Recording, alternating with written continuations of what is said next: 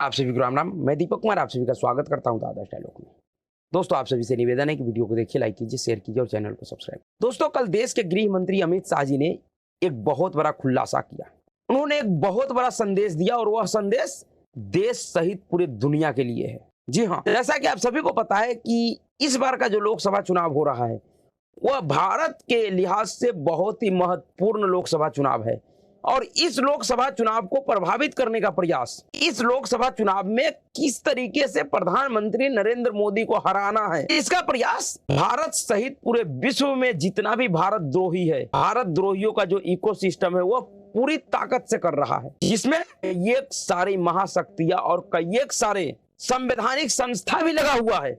ऐसे परिस्थिति में कल अमित शाह जी ने एक बड़ा संदेश देश सहित पूरे दुनिया को दिया और उन्होंने जो संदेश दिया इसका कोई आवश्यकता नहीं था, लेकिन क्योंकि प्रधानमंत्री नरेंद्र मोदी को लेकर, उनके कार्यकाल को लेकर, उनके नेतृत्व को लेकर जिस तरीके का झूठ और प्रपंच मोदी विरोधियों के द्वारा रचा जा रहा है, चलाया जा रहा है, उसके लिए यह आवश्यक था कि गृह मंत्री जी या फिर खुद प्रधानमंत्री जी या भारतीय जनता पार्टी के वरिष्ठ नेताओं में से कोई एक इस झूठ और प्रपंच के ऊपर जवाब दे, जो गृह मंत्री अमित शाह जी ने दिया। कल गृह मंत्री अमित शाह जी ने हैदराबाद में एक प्रेस कॉन्फ्रेंस करके देश सहित पूरे दुनिया के लोगों को यह संदेश दिया कि प्रधानमंत्री नरेंद्र मोदी ही इस देश का नेतृत्व करेगा और वह भी जब तक प्रधानमंत्री नरेंद्र मोदी जी चाहेगा तब तक नेतृत्व करेगा।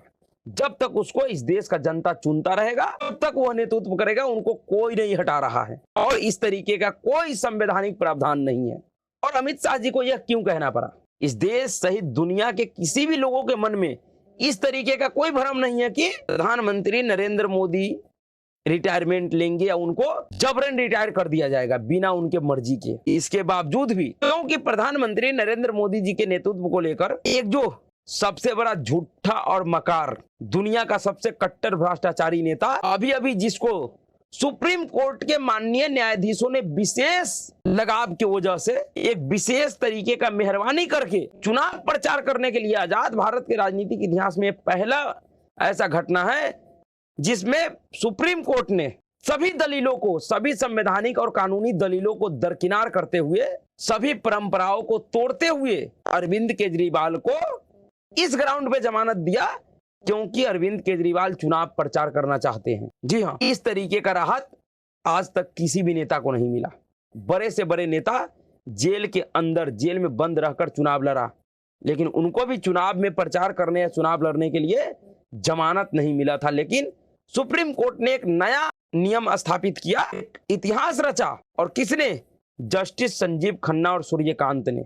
और यह भूलना नहीं चाहिए कि जस्टिस संजीव खन्ना भारत का भावी मुख्य न्यायाधीश हैं और उन्होंने मुख्य न्यायाधीश बनने से पहले जिस तरीके का रुख अख्तियार किया है, जिस तरीके का संदेश भारत सरकार को दिया है, भारत के आम नागरिकों को दिया है, वह बड़ा ही स्पष्ट है। उन्होंने अपना मनसा जाहिर कर दिया है कि वह मुख्य न्यायाधीश बनने के बाद किस तरीके का फैसला लेंगे, किस तरीके से वो काम करेंगे। वह अरविंद केजरीवाल जेल से छूटने के बाद प्रेस कॉन्फ्रेंस करके प्रधानमंत्री नरेंद्र मोदी को लेकर एक झूठा नैरेटिव, एक भ्रामक दावा किया, एक तरीके से लोगों को भ्रमित करने का प्रयास किया। अरविंद केजरीवाल ने कहा कि क्योंकि नरेंद्र मोदी 2024 में ही, इसी 2024 में 17 सितंबर को 75 साल के हो जाएंगे, और क्योंकि नरेंद्र मोदी और भारतीय जनता पार्टी ने एक नियम बनाया है कि 75 साल के बाद भारतीय जनता पार्टी में कोई नेता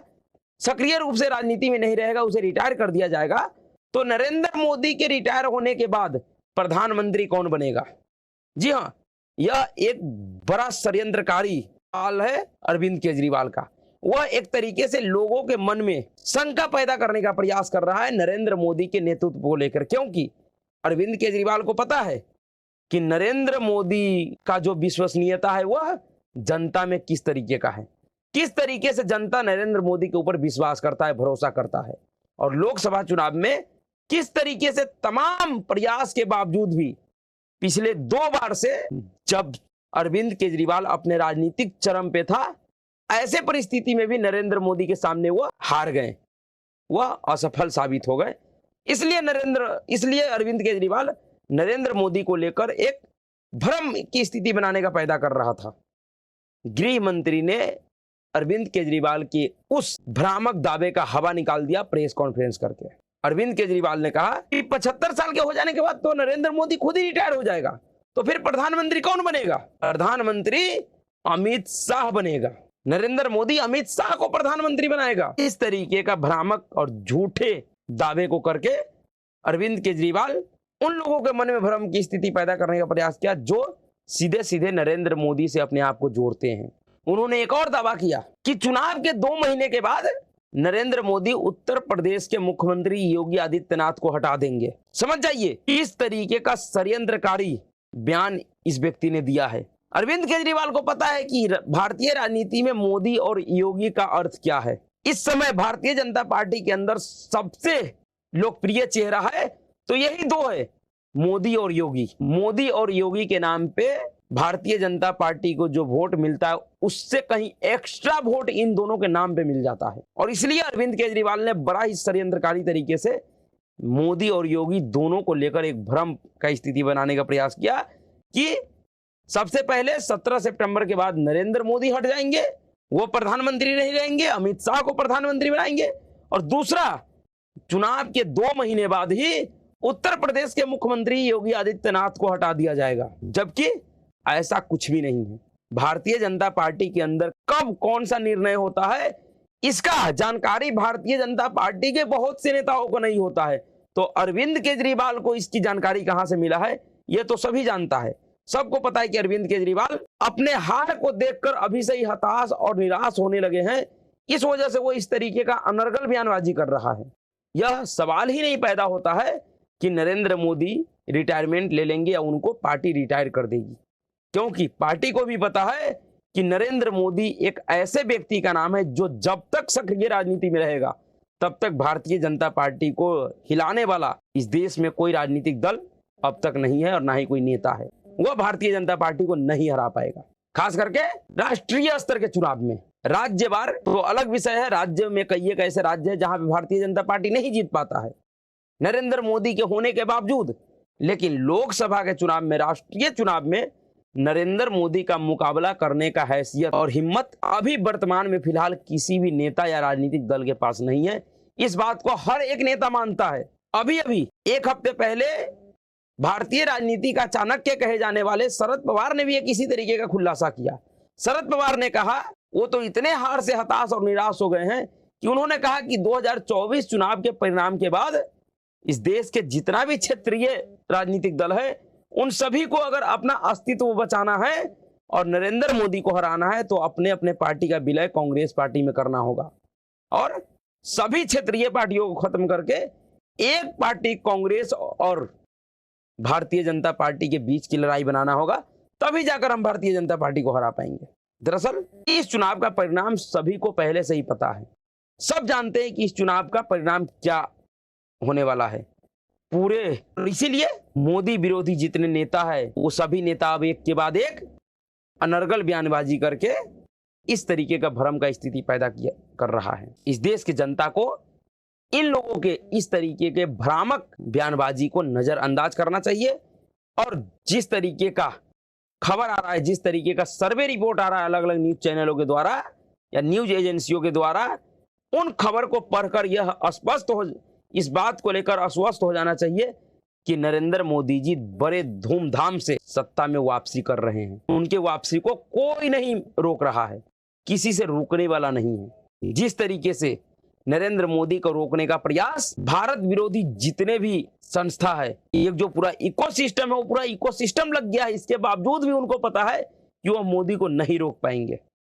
इसके बावजूद भी अरविंद केजरीवाल जैसे नेता, क्योंकि वह 21 दिनों के लिए पेरोल पे छूटे हैं, तो वह इस तरीके का झूठा और आधारहीन तथ्यहीन बात करते रहेंगे। इसलिए इनके इन झूठे बातों को, इनके इन झूठे नैरेटिव से अपने आप को बचाइए और अपने दिमाग में बैठा लीजिए कि नरेंद्र मोदी सत्ता में बड़े धूमधाम से वापसी कर रहे हैं, उनको कोई खतरा नहीं है। वो अलग बात है कि अगर उन्होंने 400 पार कहा है तो यह एक सिर्फ राजनीतिक स्टंट है उनका। उन्होंने एक राजनीतिक विमर्श खड़ा कर दिया कि 400 पार।